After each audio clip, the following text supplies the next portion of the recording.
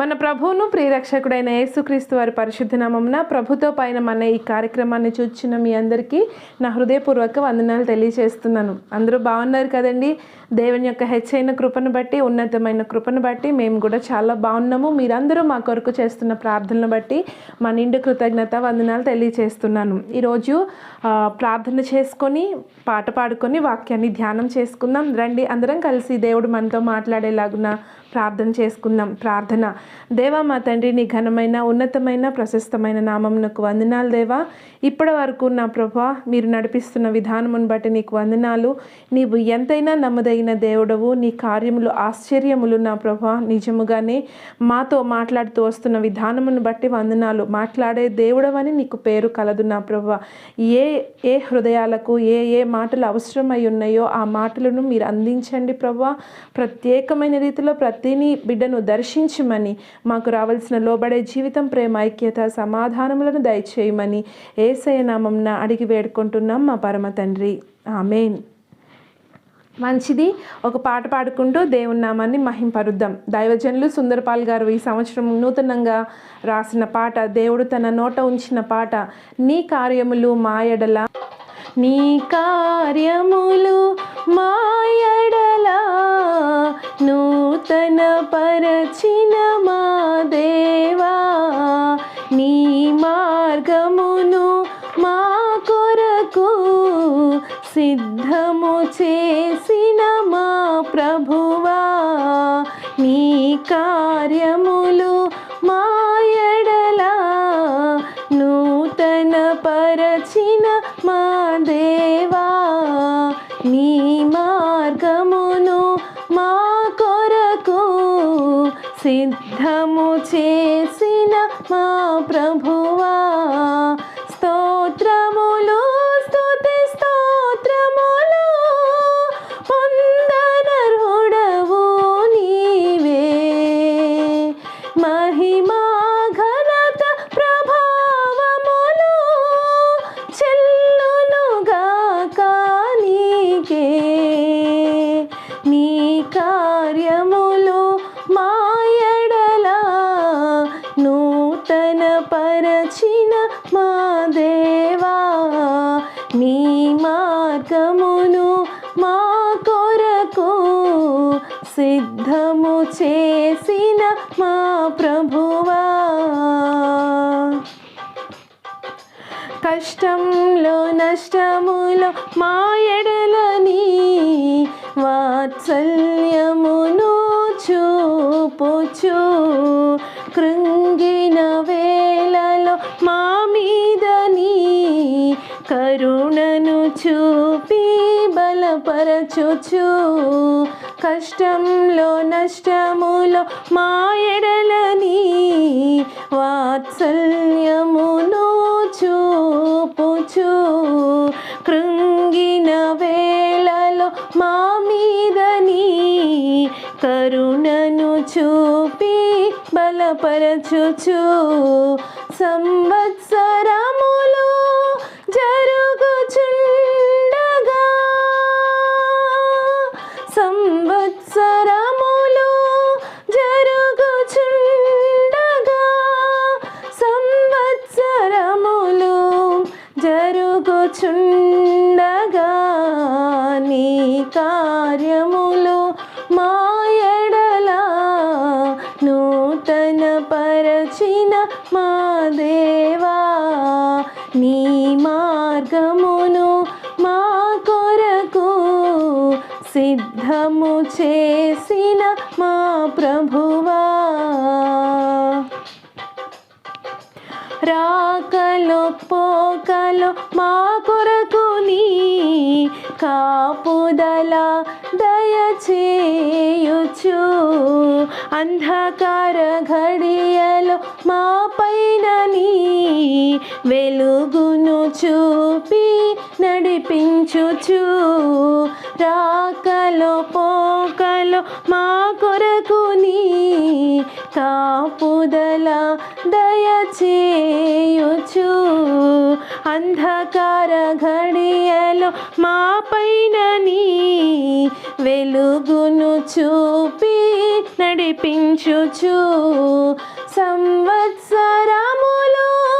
జరుగుచుండగా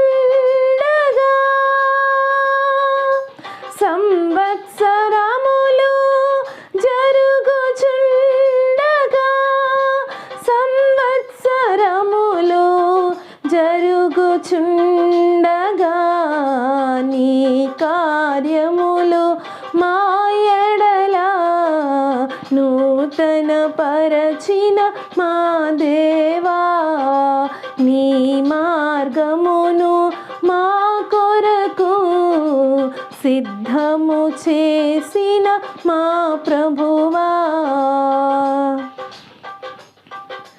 వ్యాధిలో బాధలో మా పైన నీ రక్తాన్ని ప్రోక్షించి బాగు చేయుచు భయపడుచుండిన మా పైన నీ దయను చూపి ఓదార్చుచు వ్యాధిలో బాధలో మా పైన నీ రక్తాన్ని ప్రోక్షించి బాగు చేయుచు భయపడుచుండిన మా పైన నీ దయను చూపి ఓదార్చుచు సంవత్సరములు జరుగుచుండగా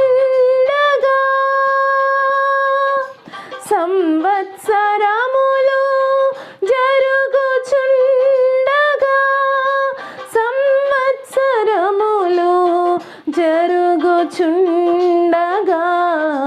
నీ కార్యములు మా ఎడల నూతన పరచిన మా దేవా నీ మార్గమును మా కొరకు సిద్ధము చేసిన మా ప్రభువా నీ కార్యములు మా ఎడల నూతన పరచిన మా దేవా నీ మార్గమును మా కొరకు సిద్ధము చేసిన మా ప్రభువా స్తోత్రములు స్తుతి స్తోత్రములు పొందనర్హుడవు నీవే ఘనత మహిమ ప్రభావములు చెల్లునుగాక నీకే నీ కార్యములు మా ఎడల నూతన పరచిన మా దేవా నీ మార్గమును మా కొరకు సిద్ధము చేసిన మా ప్రభువా నీ కార్యములు మా ఎడల నూతన పరచిన మా దేవా నీ మార్గమును మా కొరకు సిద్ధము చేసిన మా ప్రభువా దేవునికి స్తోత్రం కలుగును గాక. మంచిది ప్రియమైన దేవుని బిడ్డలారా, కొద్ది నిమిషాలు మనం దేవుని వాక్యాన్ని ధ్యానం చేసుకుందాం. సామెతల గ్రంథము 31వ అధ్యాయంలో నుంచి దేవుడు మనకు అనేక విషయాలను నేర్పిస్తూ వస్తున్నారు.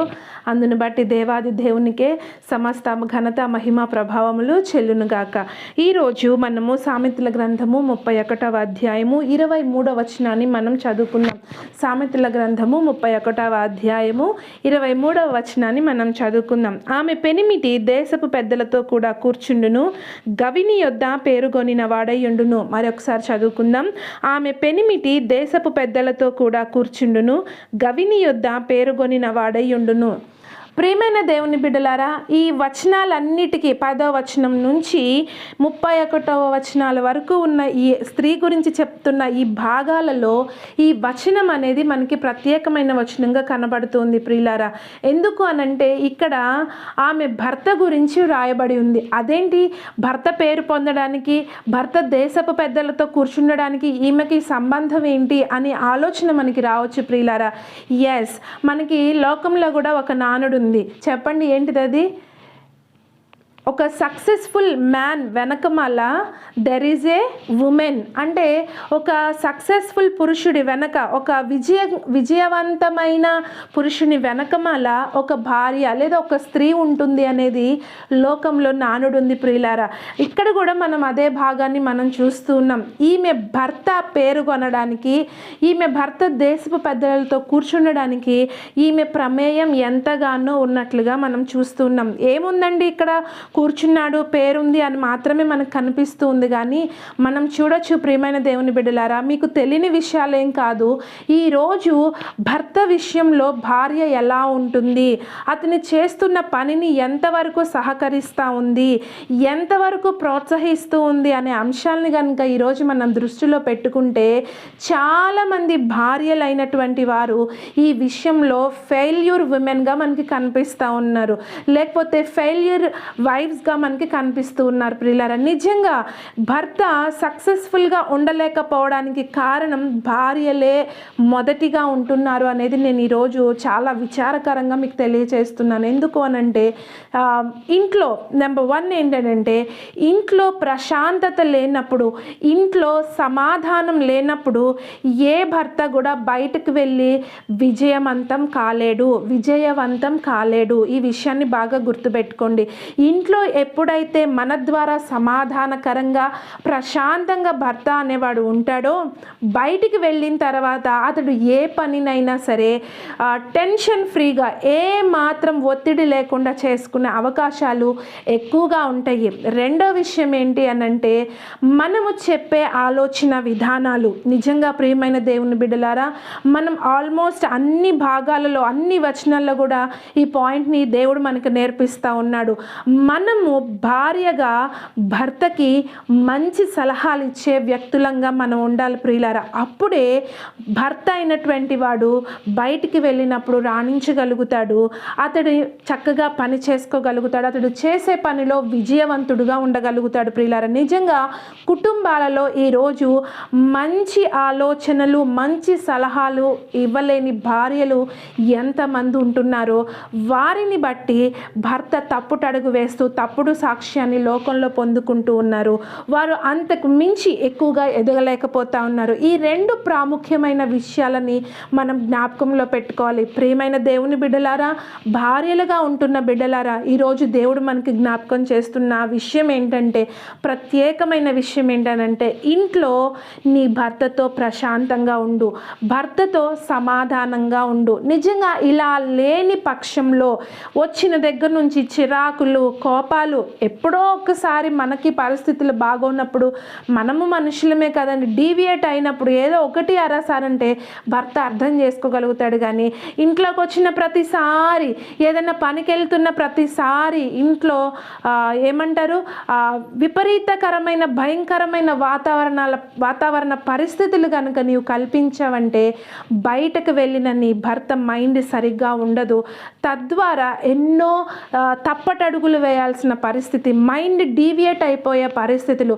పేరు కొనడం సంగతి పక్కనేమో పెట్టండి, కానీ తన పని చేస్తున్న అధికారులతో తను తిట్లు తిని పని సరిగా చేయలేదని అతడు బాధపడే పరిస్థితులు ఎక్కువగా వస్తాయని ఈరోజు మీకు జ్ఞాపకం చేస్తూ ఉన్నాను. ఈ గుణవతి అయిన భార్య యొక్క భర్త ఊరి బయట గవిని యొద్ద పేరుగొనిన వాడిగా ఉండడానికి, దేశపు పెద్దలతో కూర్చునడానికి, ఈమె కుటుంబంలో తన భర్తకి ప్రశాంతమైన వాతావరణాన్ని నెలకొల్పుతుంది అనే విషయాన్ని జ్ఞాపకం చేసుకోండి.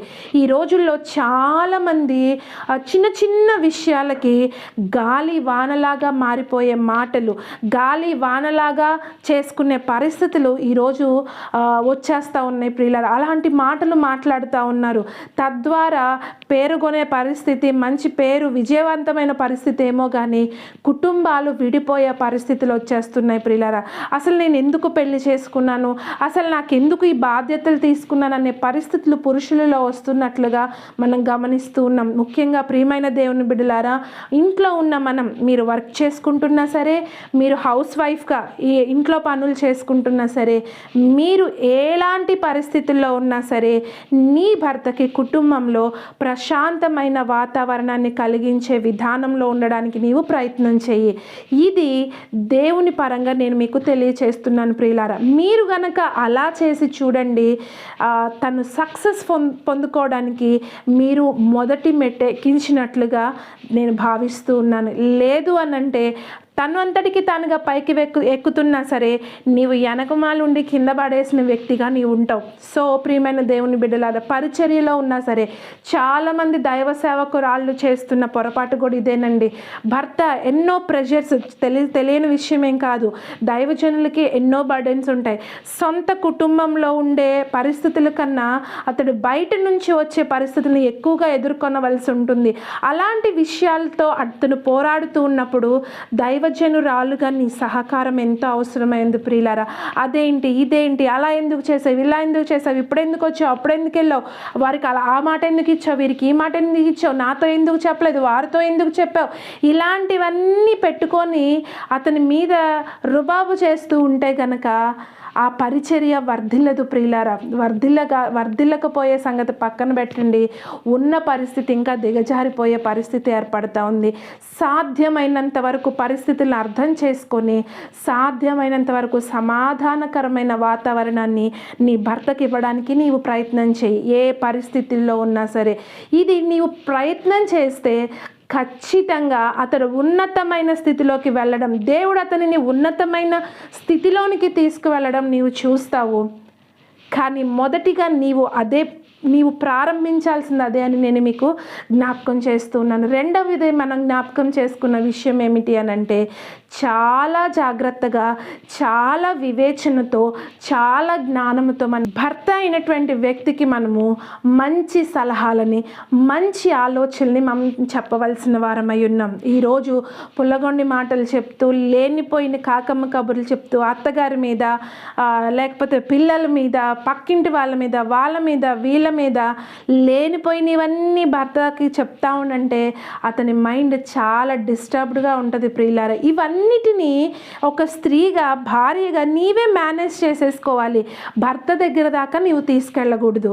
ఏదైనా మంచి విషయాలుంటే నువ్వు చెప్తే తను ఇంకా ప్రశాంతంగా మారుతారు. కానీ నీవు లేనిపోయిన విషయాలు తీసుకెళ్ళి, చిన్నది చెత్తగది తీసుకెళ్ళి అతనికి చెప్తూ ఉన్నావనుకోనండి, మరీ ఎక్కువ ఇరిటేషన్ అతడు పొందుకోవడానికి అవకాశాలు ఎక్కువగా ఉంటాయి ప్రియమైన దేవుని బిడ్డలారా. తద్వారా తను ఏ పని అయితే చేస్తూ ఉన్నాడో ఆ పనిలో డిస్టర్బెన్స్ వస్తూ ఉంటుంది. పూర్తి కాన్సన్ట్రేషన్, పూర్తి శ్రద్ధ భర్త ఆ పని మీద పెట్టలేడండి. తద్వారా విజయం అనేది రాదు. ముఖ్యంగా ఈరోజు నేను జ్ఞాపకం చేస్తున్న విషయం, నీ భర్త ఒక సక్సెస్ఫుల్ హస్బెండ్గా ఉండాలంటే, ఒక సక్సెస్ఫుల్ మ్యాన్గా ఉండాలి అని అంటే నీవే స్టెప్ తీసుకోవాలి ప్రియులారా. కుటుంబంలో నీ ఆలోచన విధానాల్లో మొదట మార్పు రావాల్సింది. నువ్వు కుటుంబంలో ప్రవర్తించే విధానంలో, భర్తతో ప్రవర్తించే విధానంలో మార్పు రావాలి.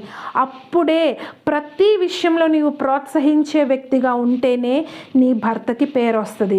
ఇది మాత్రం ఖచ్చితంగా ఈ వాక్యం ద్వారా దేవుడు మనకి నేర్పిస్తూ ఉన్నాడు. ఎంత మేనేజ్ చేసుకుంటుందండి ఈ స్త్రీ. 10వ వచనం నుంచి 22 వచనాల వరకు ఇప్పుడు మనం ధ్యానించాం కదా ప్రియులారా. ఈ యొక్క 12 వచనాల్లో కూడా మనము నేర్చుకున్న విషయం ఏంటి అనంటే, దేవుడు మనకి నేర్పించిన విషయం ఏంటనంటే, ఆమె యొక్క మెయింటెనెన్స్, ఫ్యామిలీని ఎలా మెయింటెనెన్స్ చేసుకుంటుందో, that is the important thing. అదే ప్రాముఖ్యమైన విషయంగా మనం ఇక్కడ గమనిస్తున్నాం. ఇంత చక్కగా మేనేజ్ చేసుకుంటా ఉంటే భర్తకి ఇంకా ప్రెషరే ఉంటుంది, ఆయనకి ఇంకా ఒత్తిడే ఉంటుంది చెప్పండి. హాయిగా జాబ్ నుంచి వస్తారు, లేదా హాయిగా పరిచర్య నుంచి వస్తారు, హాయిగా మాట్లాడతారు, హాయిగా తింటారు, హాయిగా పడుకుంటారు. ఎందుకనంటే ఏ టెన్షన్స్, ఏ ఒత్తిడిని తన మీదకి నువ్వు తీసుకురావట్లేదు కాబట్టి.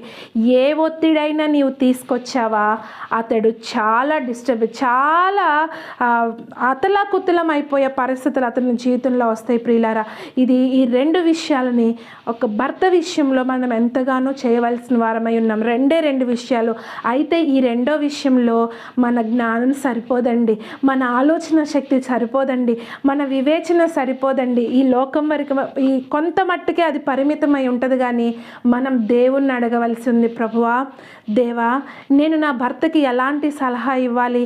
పలానా విషయంలో బాధపడుతున్నారు, పలానా విషయంలో ఒత్తిడిగా ఉన్నారు, నేను ఎలాంటి సలహా ఇవ్వాలి? అతనికి ఆ పరిస్థితి నుంచి బయటికి తీసుకురావడానికి, అతనికి ఆ పరిస్థితిలో నేను తోడుగా ఉండడానికి ఎలాగ నేను నడుచుకోవాలని ఖచ్చితంగా దేవుని సహాయం తీసుకోవాల్సి ఉంది ప్రియులారా. దేవుని జ్ఞానము, దేవుని సహాయము భార్యగా నీకు లేకపోతే గనక మనము ఒక సక్సెస్ఫుల్ హస్బెండ్ని కలిగి ఉండలేమనేది మీకు కరాఖండిగా నేను ఈరోజు చెప్తా ఉన్నాను ప్రియులారా. ప్రియమైన దేవుని బిడ్డలారా, బైబిల్ గ్రంథంలో ఒక వ్యక్తిని మీకు పరిచయం చేస్తా. హవ్వ గారి గురించి మనం నేర్చుకుంటే అతను ఎంత సక్సెస్ఫుల్ లైఫ్ని దేవుడు బై బర్త్ వాళ్ళకి ఇచ్చాడు. బై బర్త్ అంటే మనకు తెలుసు, వాళ్ళిద్దరూ మొట్టమొదటిగా సృష్టించబడిన వారిద్దరు ఆదాము హవ్వలు. ఎంత అసలు కష్టపడే పని లేదు, అసలు హ్యాపీగా తినే పరిస్థితిలో వాళ్ళకి దేవుడు ఇస్తే హవ్వ కొలాప్స్ చేసేసిందండి. ఏ మాత్రం దేవుని జ్ఞానం ఆమెలో మనకి కనబడదండి. పక్కన వ్యక్తి, పక్కన ఒక చిన్న శోధన, చిన్న మాటలు వినిపించగానే వెంటనే వాటికి లోబడిపోయినట్లుగా మనం చూస్తూ ఉన్నాం. హస్బెండ్ని, భర్తని ఒక సరి అయిన మార్గంలో నడిపించవలసిన ఆ స్త్రీ ఏం చేసింది? తప్పటడుగు వేసే విధంగా చేసింది ప్రియులారా. ఒక రాంగ్ డైరెక్షన్ ఇచ్చేసింది.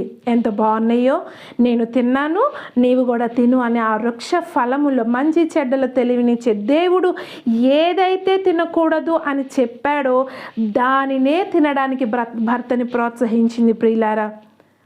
సక్సెస్ అయిందా, ఫెయిల్యూర్ అయిందా తన జీవితంలో? ఎంత కష్టాలు కొని తెచ్చిపెట్టిందండి భర్తకి, ఎంత దౌర్భాగ్యమైన స్థితిని తెచ్చిపెట్టిందండి భర్తకి. తనకి ఎంత దౌర్భాగ్యమైన పరిస్థితి తెచ్చుకుంది ప్రియులారా. నిజంగా ప్రియమైన దేవుని బిడ్డలారా, దేవుడు మనకి ఎన్నో ఆశీర్వాదాలని, దేవుడు మనకి ఎన్నో మేలులని మన చేతిలో, మన అరచేతిలో ఉంచుతుంటే మనమే ఏం చేస్తున్నాం? వాటిని రాంగ్ డైరెక్షన్లో భర్తని నడిపించేస్తూ ఉన్న మేలులను కూడా చేజార్చుకునే పరిస్థితుల్లోకి వెళ్ళిపోతున్నాం. ఉన్న సమాధానాన్ని మనం పోగొట్టేసుకుంటున్నాం. ఎక్కడెక్కడో వెతికేసుకుంటున్నాం సమాధానాన్ని. దేవుడు మన కుటుంబంలోనే ఉంచాడు, నీలోనే ఉంచాడు సమాధానాన్ని. నీవు నీ భర్తకి పంచాలి, నీ పిల్లలకు పంచాలి. కానీ ఈరోజు ఎక్కడెక్కడో వెతుక్కుంటున్నారు. ప్రియమైన దేవుని బిడ్డలారా, దేవుడు ఎంత ఇచ్చాడండి? తోటంతా వాళ్ళదే కదా, ఆ పరిసర ప్రాంతాలన్నీ వాళ్ళవే కదా, అన్నీ తినేవే కదా, అన్నీ అనుభవించేవే కదా. ఆ ఒక్కటి మాత్రం దేవుడు చేయొద్దంటే ఆ ఒక్కదాన్నే చేసింది హవ్వ. ఈరోజు అలాంటి వివేచన లేని, దేవుని జ్ఞానం లేని స్త్రీగా గనక మనం ఉంటే మన భర్తని మనం ఏం చేస్తాము? కష్టాల పాలు చేసేస్తాం. భర్తని మనం ఏం చేస్తాము? నష్టాల పాలు చేసేస్తాం. తరిమి వేయబడే పరిస్థితుల్లోకి వాళ్ళు వెళ్ళిపోయారు. ఆశీర్వాదకరమైన పరిస్థితి నుంచి శాపకరమైన పరిస్థితిలోకి వెళ్ళిపోయినట్లుగా మనం చూస్తాం. This is the best example అండి. మనము దేవుని వివేచనతో, దేవుని జ్ఞానముతో నింపబడని భార్యగా గనుక ఉంటే మన భర్త పరిస్థితి ఇలానే ఉంటుంది. ప్రియమైన దేవుని బిడ్డలారా, ఒకసారి జ్ఞాపకం చేసుకోనండి. నీ భర్త దేశపు పెద్దలతో కూర్చోవాలనన్నా, నీ భర్త గవిని యొద్ద, అంటే ఊరి బయట పంచాయతీలు పెడతారు కదండి, అలాంటి చోట్ల పలానా వైనండి, ఎంత మంచోడో, ఎంత గొప్పగా, ఇలాంటి పరిస్థితులు మనం చాలామంది గురించి వింటాం. ఇలాంటి పరిస్థితి నీ భర్త గురించి నీకు వినపడాలంటే వెనక నీ ఉండాలి. అతని వెనకమాల నీ ప్రార్థనా జీవితం ఉండాలి. నీ భర్త వెనకమాల దేవుని జ్ఞానముతో నీవు అందించే ఆలోచనలు, దేవుని జ్ఞానముతో నీవు అందించే సూచనలు, సలహాలు ఉండాలని దేవుడు ఈరోజు మీకు తెలియచేస్తూ ఉన్నాడు. ప్రియమైన దేవుని బిడ్డలారా, ఈరోజు మరి ప్రస్తుత పరిస్థితిలో నీ భర్త యొక్క స్థితి ఎలా ఉంది? నీ భర్త నిన్ను బట్టి ఎలాంటి స్థానంలో ఉంటున్నాడో ఒక్కసారి కళ్ళు మూసుకొని ఆలోచన చేయి. నేను ఎలాంటి పరిస్థితిని కుటుంబంలో కలుగచేస్తున్నాను, ఎలాంటి ఆలోచనలను నా భర్తకి నేను ఇస్తున్నాను, ఎలాంటి సలహాలను అతనికి అందిస్తున్నాను, తద్వారా అతడు ఎలాంటి స్థితిలో ఇప్పుడు ఉంటున్నాడు అనేది ఒకసారి మీరు జ్ఞాపకం చేసుకోండి. మీరిచ్చే ఆలోచనలను బట్టి సక్సెస్ అనేది వెంటనే రాకపోవచ్చు ప్రియులారా, విజయం అనేది వెంటనే రాకపోవచ్చు. బట్ ఒక రోజు ఉంది, ప్రతి దానికి ఒక సమయం ఉందని దేవుడు చెప్తా ఉన్నాడు. నీవు చేస్తూ ఉండు, దైవ జ్ఞానంతో నింపబడి దేవుని ఆలోచనలతో నీవు అతని ముందుకు నడిపిస్తూ నీవు గనక ముందుకు తీసుకెళ్ళినట్లయితే ఒకానొక రోజున చెప్పుకుంటారు ఖచ్చితంగా నీ భర్త గురించి, ఫలానా ఆయన ఫలానా వ్యక్తి అని తీసుకెళ్ళి పెద్దల పక్కన అతన్ని కూర్చోబెట్టుకుంటారు ప్రియులారా. అలాంటి రోజు కోసం నువ్వు ఎదురు చూడాలి అని నీకుంటే గనక ఇలాగ నువ్వు నడుచుకో. మంచి ఆలోచనలు నీ భర్తకి ఇవ్వు, ప్రశాంతకరమైన వాతావరణాన్ని కుటుంబంలో నీ భర్తకి కలిగించు. అంతే. ఈ విషయాల్లో ఎటువంటి రాజీ పడొద్దండి, ఎటువంటి ప్రెషర్స్ నీ భర్త మీదకి తీసుకురావద్దు ప్రియమైన దేవుని బిడ్డలారా. అతని యొక్క మైండ్ సెట్కి, అతని యొక్క ఆలోచన పరిస్థితిని నీవు గ్రహించి ఆ విధంగా నీవు అతనితో నడుచుకోవడానికి నీవు ప్రయత్నం చేయి. అది మనకు అర్థం కాదు, మనకు అసాధ్యం. బట్ దేవుడు మనకి జ్ఞానం ఇస్తే అది అసాధ్యం కాదు. అట్టి మంచి ఆలోచనలతో, దేవుని జ్ఞానముతో, దేవుడు తన వివేచనలతో భార్యలైన మన అందరినీ దేవుడు సమృద్ధిగా ముందుకు నడిపించునుగాక. ఆమేన్. ప్రార్థన చేసుకుందాం రండి. ప్రభువా, ఈరోజు నన్ను బట్టి నా భర్త ఈ స్థితిలో ఉన్నాడయ్యా, నన్ను మార్చండి. I want to change my life from today onwards. ఈ రోజు నుంచి నా జీవితాన్ని నేను మార్చుకోవడానికి ఇష్టపడుతున్నాను. దయచేసి నీ జ్ఞానం ఈ రోజు నుంచి నాకు దయచేయండి. ఈ క్షణం నుంచే నేను ప్రయత్నం చేస్తాను ప్రభువా, నీ సహాయం నాకు కావాలి, నా సహాయం నా భర్తకు అందిస్తాను ప్రభువా అని ఒక చిన్న ప్రార్థన చేస్తే దేవుడు ఖచ్చితంగా తన పరలోక జ్ఞానాన్ని భార్యలైన మీ అందరికీ దయచేస్తాడు. రండి ప్రార్థన చేసుకుందాం. దేవా మా తండ్రి, నీ ఘనమైన ఉన్నతమైన ప్రశస్తమైన నామమునకు వందనాలు దేవా. నిజంగా మీరెంత మంచి దేవుడవు నా ప్రభువా. నిజంగా మా చేతిలోనే, మాకు చాలా దగ్గరగా అందుబాటులోనే సమాధానమును, సంతోషమును, ఆశీర్వాదమును, పేరును, ప్రఖ్యాతలను మాకు ముందుంచావు ప్రభువా. కానీ మాకు చేత కావట్లేదు వాటిని అందుకోవటం. ఎందుకంటే మా అజ్ఞానం వల్ల, మాకు నడుచుకునే విధానం తెలియకపోవడం వల్ల నా ప్రభువా ఈరోజు మా అందరినీ గుణవతి అయిన భార్యలుగా మమ్మల్ని ఉంచమని అడుగుతూ ఉన్నాం ప్రభువా. అయ్యా నా తండ్రి, భర్త అయినటువంటి వ్యక్తికి మేమందరం మంచి సహకారులుగా మమ్మల్ని ఉంచండి.